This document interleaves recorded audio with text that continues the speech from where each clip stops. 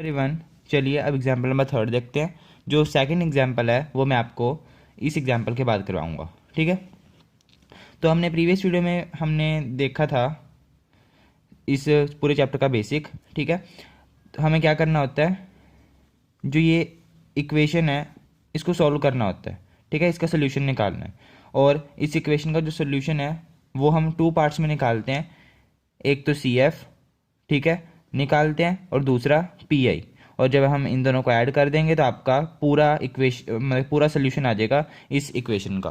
ठीक है, तो कैसे शुरू शुरू करते हैं, सी एफ कैसे निकालेंगे पहले।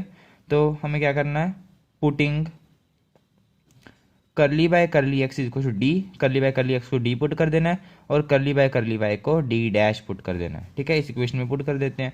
तो ये देखिए करली क्यूब जेड अपॉन करली एक्स क्यूब है।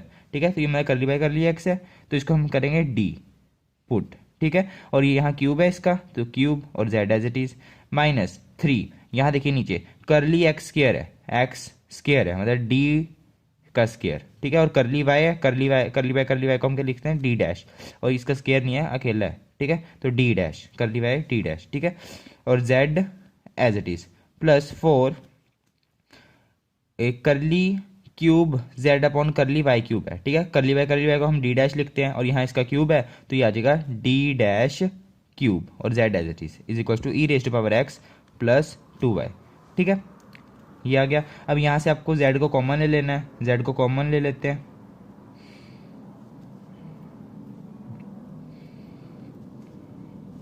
z को बाहर निकाल दिया, equal to E raise to power x 2y। ठीक है, और ये हमारी क्या होती है, ये हमारी एक्सिलरी इक्वेशन होती है।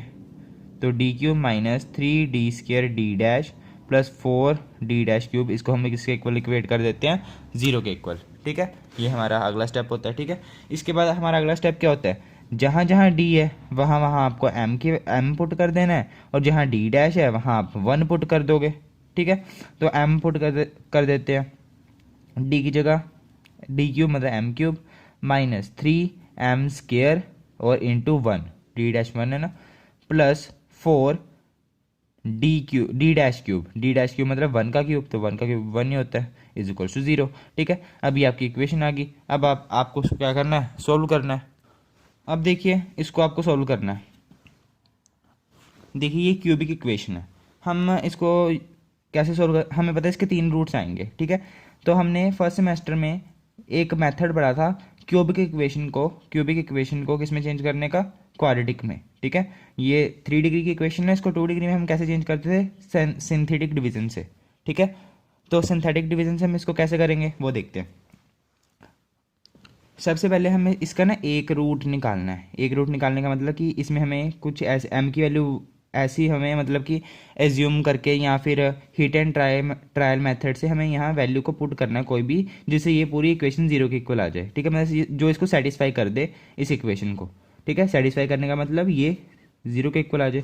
ठीक है, तो ऐसी हमें कोई वैल्यू हमें डालनी होती है। तो सबसे पहले मैं यहाँ 0 डाल के देखता हूँ। जब आप यहाँ 0 पुट करोगे तो आपके पास 4 बच जाएगा और 4 तो 0 के इक्वल होता नहीं है, इसलिए 0 तो हो नहीं सकती। 1 डाल के देखता हूँ तो ये 1 क्यूब 1 आ जाएगा, माइनस 1 माइनस 3 प्लस 4, तो इसको सोल्व करोगे ये भी 0 के इक्वल नहीं आएगा। ठीक है, अब मैं -1 डाल के देखता हूँ, तो -1 डालूंगा तो -1 का क्यूब -1 होता है। ठीक है, -1 होता है, -3 इंटू -1 का स्केयर, एम की जगह -1 डाला तो ये आ गया -3 प्लस 4। तो देखिए -1 -3 -4 प्लस 4 इज 0। इसका मतलब एम का एक रूट क्या है, -1 है। ठीक है, ये एम का एक रूट क्या है, -1। ठीक है, हमें एक रूट मिल गया हिट एंड ट्रायल मेथड से। ठीक है, by hit and trial method M का एक रूट क्या है, -1 है। ठीक है, अब देखिए हमें तो बस इस इक्वेशन को सोल्व करना है, तो किसी भी तरीके से आपको सोल्व करना है बस। ठीक है, तो मुझे सिंथेटिक डिवीजन याद आई तो मैंने सिंथेटिक डिवीजन से इसको सोल्व कर दिया। जो आपको कोई और तरीका पता है इसको सोल्व करने का तो आप उस तरीके से भी सोल्व कर सकते हो। ठीक है, आपको बस एम की वैल्यू निकालनी है। आपको सी एफ निकालने के लिए एम की वैल्यू चाहिए होती है ना, तो किसी तरह आपको बस एम की वैल्यू निकालनी है, तो वही निकाल रहा हूँ मैं। ठीक है, अब देखिए सिंथेटिक डिवीजन क्या होती है, -1। ठीक है, एक साइड में रखा, ऐसे बनाया। देखिए जो एम क्यूब है, सबसे पहले एम क्यूब है, एम क्यूब का जो कॉफिशिएंट है वो क्या है, 1 है, तो यहाँ 1 लिख दीजिए। ठीक है, अब एम क्यूब के बाद क्या आता है, 3 के बाद क्या था, 2 आता है, तो m की पावर 2, ठीक है। m की पावर 2 मतलब का कोफिशिएंट क्या है, -3 है, तो -3। अब देखिए m की पावर 2 के बाद क्या आएगा, m की पावर 1। यहाँ m की पावर 1 तो है ही नहीं कहीं, इसका मतलब उसका कोफिशिएंट हम 0 लिख देते हैं, ठीक है। उसके बाद क्या आएगा, m की पावर 0, m की पावर 0, ये देखिए यहाँ अकेला 4 लिखा है ना, यहाँ हम मान के चल सकते हैं कि यहाँ m की पावर 0 लिखा हुआ है, ठीक है। तो m की पावर 0 का कोफिशिएंट क्या हो गया, 4 हो गया, ठीक है। अब देखिए सिंथेटिक डिवीजन में हम क्या करते हैं, ये 1 एज इट इज, ठीक है।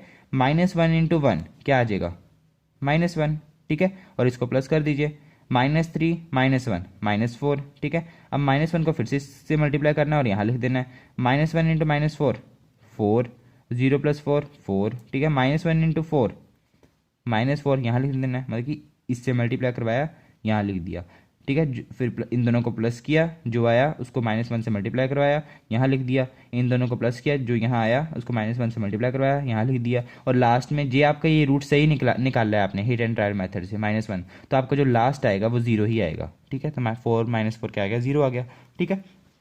आगे देखते हैं। तो मतलब कि हमारी जो इक्वेशन आ गई वो क्या आ गई, m स्क्वायर, अब पावर कम होगी है, ठीक है, m स्क्वायर, ठीक है, -4 उसके साथ m और उसकी पावर एक बढ़ा कम कर देंगे यहाँ 2, फिर 1 + 4 = 0। ये आपने पढ़ा भी है फर्स्ट सेमेस्टर में मेथड, ठीक है। तो ये आपकी इक्वेशन आ गई। अब क्वाड्रेटिक इक्वेशन को तो सॉल्व करना आसान है ना, उसको थोड़ा सा इससे मुश्किल था, इसलिए मैंने इसको इसमें कन्वर्ट कर दिया। अब आपको क्या करना है, इसको सॉल्व कर देना है क्वाड्रेटिक इक्वेशन को। तो कैसे सॉल्व करते हैं, स्प्लिटिंग द मिडिल टर्म वाला मेथड लगा सकते हैं। तो ये आ जाएगा m स्क्वायर, 4 को हम लिख सकते हैं -2 और -2, तो -2m + 4 = 0। जी आपको ये मेथड नहीं समझ आता तो ये वाला लगा लीजिए, जो डिस्क्रिमिनेंट मेथड होता है, इससे भी, ठीक है। b, a और c की वैल्यू पुट करके आप यहाँ m की वैल्यू निकाल सकते हो, ठीक है। 2 वैल्यूज आ जाएंगी, ठीक है। तो यहाँ मेरे फैक्टर बन रहे थे, मैंने फैक्टर बना दिए। इन दोनों में से m को कॉमन लूँगा तो क्या आएगा, m - 2 माइनस इसमें से 2 को कॉमन लेता हूँ, -2 को, तो ये आ जाएगा m - 2 = 0। तो आ जाएगा m - 2 = 0, और यहाँ से m - 2 = 0। m की वैल्यू क्या आ गई, 2, और यहाँ से भी m की वैल्यू क्या आ गई, 2 आ गई, ठीक है ना। मतलब कि हमारी m की 2 वैल्यूज आ रही हैं, ठीक है। और एक वैल्यू हमने यहाँ भी तो निकाल रखी है हिट एंड ट्रायल मेथड से, ये देखिए m की वैल्यू -1। तो हमें तो इस इक्वेशन को सोल्व करना था, इस इक्वेशन को। तो इसको जब हमने सोल्व किया तो हमारी एक वैल्यू तो ये 2 आ गई, दूसरी वैल्यू भी 2 आ गई, और जो पहली वैल्यू थी जो हमने हिट एंड ट्रायल मेथड से निकाली थी -1। हमें पता है ना कि जो क्यूबिक इक्वेशन होती है उसके रूट्स 3 आते हैं, ठीक है। जिसकी डिग्री 3 होती है जिस इक्वेशन की, उसके रूट्स भी 3 आते हैं। जिसकी डिग्री 2 है उसके 2 रूट्स आएंगे, ठीक है। तो आपकी ये m की वैल्यू आ गई।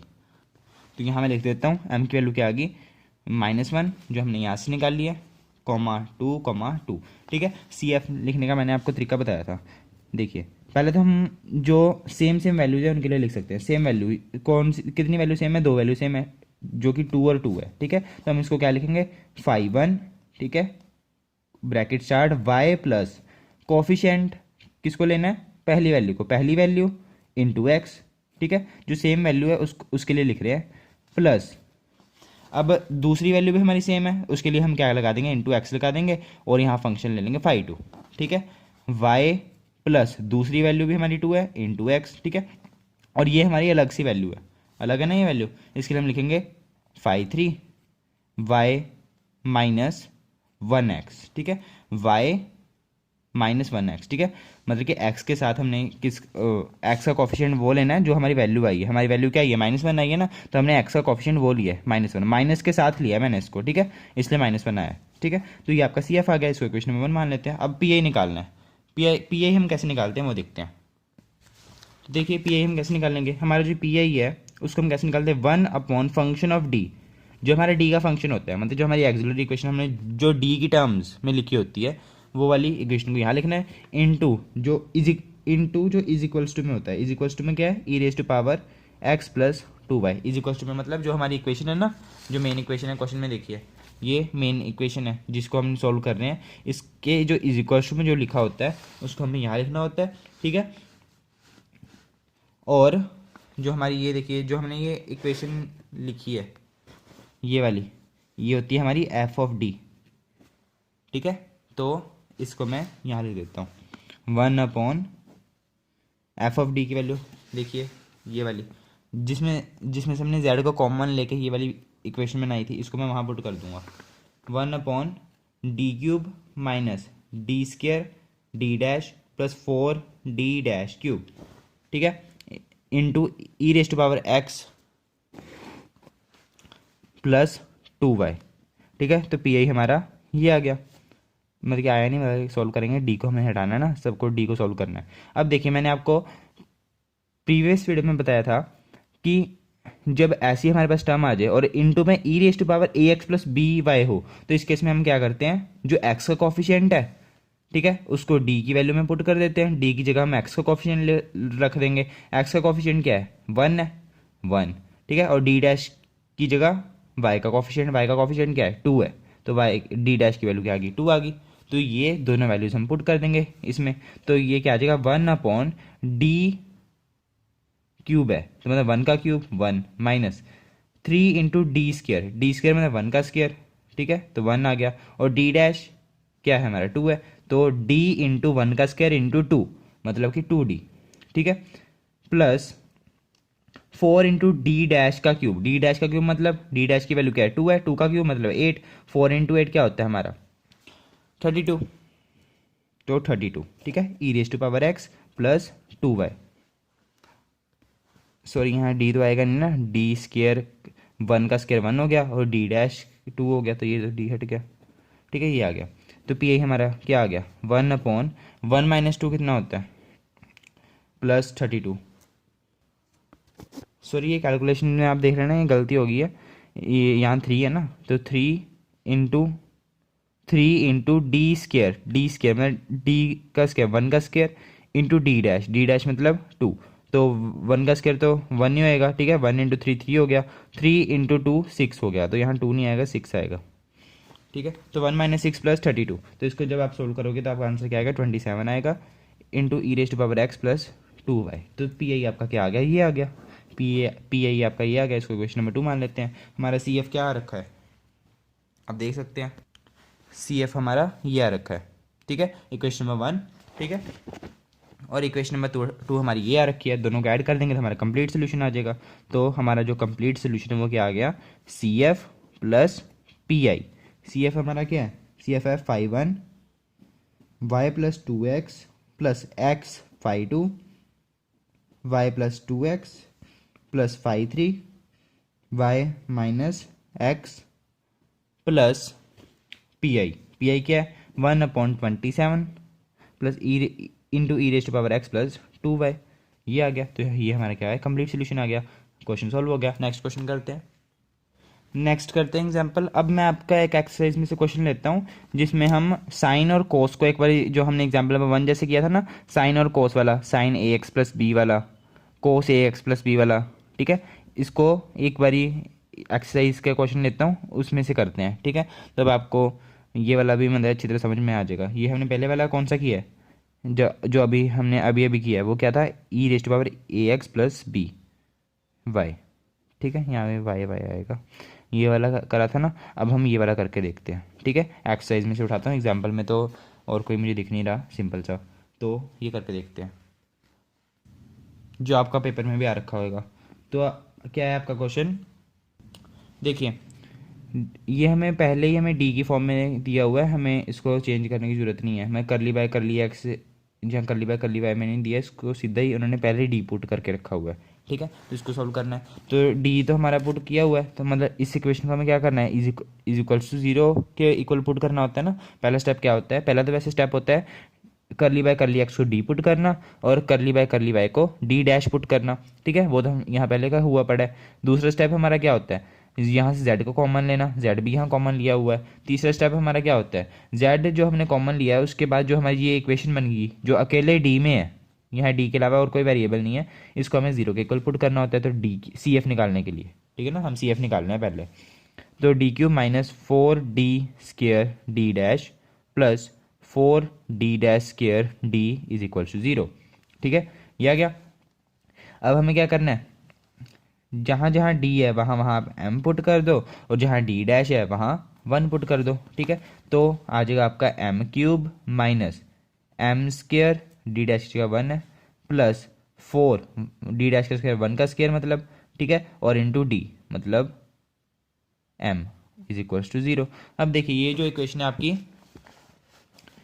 आ गई, ठीक है। अब यहाँ से मैं m को कॉमन लेता हूँ, m को कॉमन लूंगा तो क्या आ जाएगा, यहाँ M square minus 4m plus 4 is equal to 0, ठीक है। इसका मतलब यहाँ तो m इज इक्वल टू 0 है या फिर M square minus 4m plus 4 is equal to 0 है। तो हमारी m की एक वैल्यू तो आ गई, ठीक है। बाकी हमें दो वैल्यू यहाँ से मिलेंगी, यहाँ से दो वैल्यू मिलेगी ना, क्योंकि इस इक्वेशन की जो डिग्री है 2 है, मतलब यहाँ से हमें दो वैल्यूज मिलेंगी।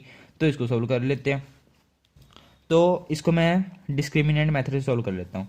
m is equals to minus B क्या है, मैं बी की वैल्यू क्या है, -4 है, तो 4 plus minus under root 4 into नहीं हाँ बी स्क्र मतलब 4 का square minus 4 into A into C, A हमारा क्या है 1 है, इंटू सी हमारा क्या है 4 है, ठीक है। अपॉन में 2 इंटू ए हमारा 1 है, ठीक है। एम की वैल्यू इसे आप जब इस पूरे को आप जब सॉल्व करोगे तो आपके पास क्या आएगा,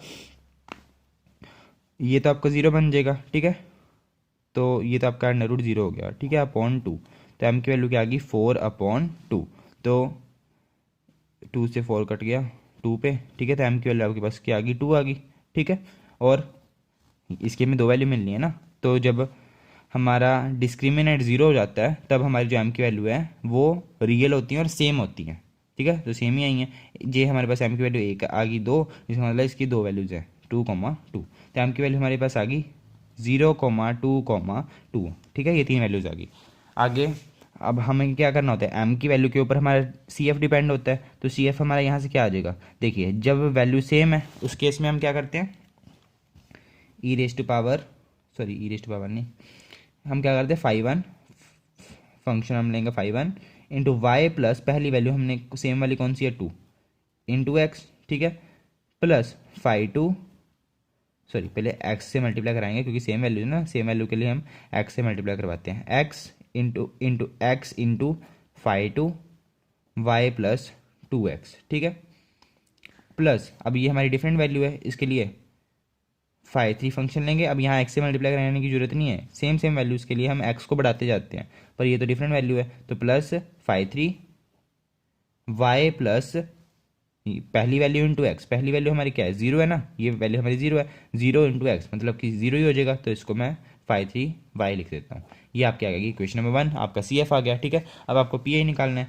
पी आई के लिए हम क्या करते हैं 1 फंक्शन ऑफ डी जो इंटू इज इक्वल्स टू में जो इज इक्वल्स टू में क्या है cos 2x plus Y, cos 2x plus Y, ठीक है। और फंक्शन ऑफ डी मतलब कि जो हमारी इक्वेशन डी में है वो क्या है, यही तो है, इसको दोबारा पुट कर देता हूँ इसमें, तो आ जाएगा 1/d³ minus 4d² D dash plus 4d dash square D, ठीक है, इनटू में cos 2x प्लस वाई। अब मैंने आपको बताया था जब आपका इज इक्वल्स टू में या इनटू में ऐसा हो sine ax plus B Y या फिर cos ax plus B Y ऐसी वाली टर्म्स हो, तब आपको कुछ नहीं करना, आपको सीधा क्या करना है, जहाँ जहाँ d है वहाँ वहाँ आपको x के कोफिशिएंट का स्क्वायर लगा देना है, ठीक है, और आगे माइनस लगा देना है, ठीक है, ऐसे करना है। और जहाँ जहाँ डी डैश है वहाँ y का कोफिशिएंट यहाँ क्या है b है ना, y का कोफिशिएंट यहाँ b है, तो यहाँ आपको क्या लिख देना है b का स्क्वायर आगे माइनस लगा देना है, ठीक है। और d इंटू डी डैश क्या आ जाएगा a इंटू बी क्या है ए बी, ठीक है, और आगे आपको माइनस लगा देना है, ठीक है। ये आपको वैल्यू यहाँ पुट करनी है। अब ये देखिए यहाँ a क्या है 2 है और b क्या है, y का कोफिशिएंट क्या है 1 है, तो b क्या है 1 है, x का कोफिशिएंट a है, y का कोफिशिएंट b है, तो x का कोफिशिएंट 2 है, y का कोफिशिएंट 1 है, ठीक है। तो आपको यही करना है, यहाँ पुट कर देते हैं वैल्यूज। तो 1/d² की जगह हम क्या पुट करेंगे -2 और उसका स्क्वायर मतलब कि 2 का स्क्वायर और आगे माइनस। पहले हम यहाँ एक काम करते हैं, यहाँ भी डी है, यहाँ भी डी है, यहाँ भी डी है, डी को कॉमन ले लेते हैं। डी को मैंने यहाँ से बाहर से कॉमन ले लिया, यहाँ लिख देता हूँ 1/d कॉमन ले लिया into cos 2x plus Y, ठीक है, डी कॉमन है तो यहाँ आ जाएगा D square minus 4 D dash plus 4 D dash square, ये आ गया। ठीक है, ये हमारे पास वैल्यू आ गई। अब यहाँ जहाँ जहाँ डी है वहाँ वहाँ क्या पुट कर देना है, एक्स के कॉफिशिएंट का स्क्वायर और आगे माइनस, तो 1/-2 का स्क्वायर माइनस 4 × डी। अब यहाँ डी स्क्वायर नहीं है, सॉरी यहाँ एक और चीज़ है कि डी स्क्वायर की वैल्यू को हमने पुट करना है -a²। मैंने पहले भी मैं भूल गया था प्रीवियस वीडियो में, डी स्क्वायर की वैल्यू को हमने -a² पुट करना है। टी डैश स्क्वायर जहाँ है ना वहाँ आपको -b² पुट करना है, मतलब वाई का कॉफिशिएंट का स्क्वायर आगे माइनस। ठीक है, ऐसे, और ये तो ऐसे रहेगा। ठीक है, डी स्क्वायर, तो यहाँ डी स्क्वायर है ना, तो डी स्क्वायर की जगह मैंने क्या पुट कर दिया, -2 का स्क्वायर। ठीक है, एक्स का कॉफिशिएंट 2 है ना, तो उसका स्क्वायर -4 × डी डैश, डी जहाँ डी इंटू डी डैश है वहाँ मैं -a भी पुट करूँगा। ठीक है, ए हमारा क्या है 2 है और बी क्या है, वाई का कॉफिशिएंट 1 है। ठीक है, 2 × 1 क्या आ गया, 2 आ गया और आगे माइनस, प्लस 4d डैश का स्क्वायर, डी डैश का स्क्वायर मतलब -b का स्क्वायर, -b क्या है, y का कॉफिशिएंट हम b लेके चलते हैं, तो ये आ जाएगा -1 का स्क्वायर, 4 × -1 का स्क्वायर। ठीक है, और बाहर 1/d as it is cos 2x + y।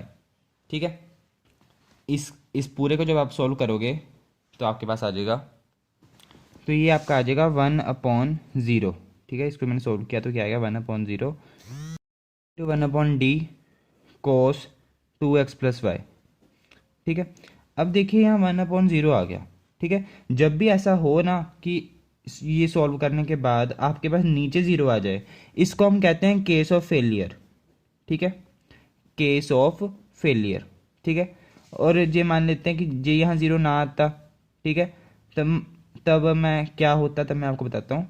अभी तो यहाँ क्या आ चुका है, केस ऑफ फेलियर, तो इसके बारे में मैं आपको जब नेक्स्ट वीडियो में बताऊंगा। ठीक है, केस ऑफ फेलियर जब आ जाता है तब हम इस इक्वेशन को कैसे सॉल्व करते हैं। ठीक है, अब यहाँ तो केस ऑफ फेलियर आ गया था, ये एक्सरसाइज का क्वेश्चन था, तो मुझे नहीं पता था कि केस ऑफ फेलियर आ जाएगा यहाँ। ठीक है, तो यहाँ केस ऑफ फेलियर आ चुका है, तो इसको हम कैसे सॉल्व करते हैं ये हम नेक्स्ट वीडियो में देखेंगे। ठीक है, जब भी इसके क्वेश्चन हम लेंगे, एग्जाम्पल्स लेंगे। ठीक है, अभी के लिए तो मेरा आपको बस यही मकसद था कि आपको एक बार मैं ये बता दूं कि जहाँ cos ax + by या फिर sin ax + by ऐसी टर्म्स आ जाती हैं = में, तब आपको पर्टिकुलर इंटीग्रल को कैसे सॉल्व करना है, तो वो आपको समझ में आ गया होगा। ठीक है, इसको सॉल्व करके बस यहाँ 0 नहीं आएगा, जब ये आ जाता है तब हम तब हमें क्या करना है वो हम नेक्स्ट वीडियो में देखेंगे। ठीक है, तो ये हम मान लेते हैं कि यहाँ ना कोई और वैल्यू आ गई, मान लेते हैं कि 32 वैल्यू आ गई, वैसे आई तो नहीं है, हम मान लेते हैं 1/32 आ गई। ठीक है, तो 1/d, अब देखिए 1/d क्या होता है, इंटीग्रेशन होता है ना, इंटीग्रेशन। ठीक है, तो 1/d क्या होता है, इंटीग्रेशन होता है, तो इसका इंटीग्रेशन हो जाएगा, तो cos 2x + y का इंटीग्रेशन क्या होता है, sin 2x + y अपॉन में d बाय, मतलब कि sin 2x + y, और अपॉन में किसका डिफ्रेंशिएशन, इसका डिफ्रेंशिएशन। ठीक है ना, क्योंकि यहाँ x की जगह 2x + y है, तो इसका डिफ्रेंशिएशन करोगे तो क्या आ जाएगा, 2 आ जाएगा, क्योंकि y हम यहाँ कांस्टेंट मान के चलेंगे, 2 आ जाएगा। ठीक है, तो 32 × 2 जो भी हमारे पास वैल्यू आ गई वो आ गई। ठीक है, इंटू sin 2x + y, तो ये आ गया हमारा PI। ठीक है, ये आपका आंसर नहीं आया, मतलब कि मैंने मान के चला है कि यहाँ ये 32 वैल्यू है। ठीक है, आपको सिर्फ समझाने के लिए। ठीक है, वैसे तो इस पूरे क्वेश्चन का आंसर कुछ और आएगा, इस क्वेश्चन का आंसर PI का कुछ और आएगा। ठीक है, जब इसको अभी और भी आगे हम जो सोल्व करेंगे तब और वैल्यू आएगी। ठीक है, अभी तो मैंने आपको बस ये बताना चाह रहा था कि cos ax + by या sin ax + by = में जब आ जाता है, ठीक है, तब आपको कैसे क्वेश्चन सॉल्व करना है, तो वो ऐसे आपको करना है जैसे मैंने किया है। ठीक है, यहाँ बस यहाँ हमारी जो वैल्यू है वो 0 आ गई है, 1/0 आ गई है, इसको हम कैसे सॉल्व करते हैं वो हम देखेंगे नेक्स्ट वीडियोस में। ठीक है, अभी के लिए मैं आपको सिंपल चैप्टर को समझाने की कोशिश कर रहा हूँ। तो इस वीडियो में हमने ये देख लिया है कि जब = में ax + by आ जाता है तब हमें क्या करना है, d की जगह हमें क्या पुट कर देना है, a पुट कर देना है, सिंपली d की जगह a पुट कर दिया, d डैश की जगह b पुट कर दिया। ठीक है, और जे cos ax + by या फिर sin ax + by = में आ जाता है, तब हमें पर्टिकुलर इंटीग्रल को कैसे सॉल्व करना है, d की जगह हम क्या पुट कर देंगे, -a का स्क्वायर, d डैश की जगह हम क्या पुट कर देंगे, -b का स्क्वायर। ठीक है ये, और डी इंटू डी डैश की जगह हम क्या पुट कर देंगे, माइनस ए इंटू बी।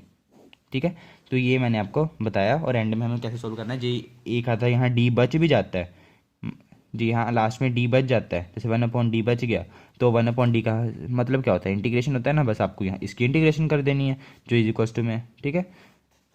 और जे यहाँ अकेला डी बच जाता है ऊपर, तो आपको क्या करना था, डी का मतलब डिफरेंशिएशन नहीं होता विद रिस्पेक्ट टू एक्स, ठीक है, तो आपको डिफरेंशिएट कर देना था इसको, ठीक है। तो ऐसे ही है, ये आपका आंसर नहीं है, ये मैंने मान के चला यहाँ कि इसकी वैल्यू हम मान लेते हैं कि 32 आ रही है, ठीक है, क्योंकि मैं आपको सिर्फ यहाँ ये बताना चाहता था कि सोल्व कैसे करना है हमें question, J is equal to में cos X A X plus B Y आ जाए या sine X plus B Y आ जाए, ठीक है।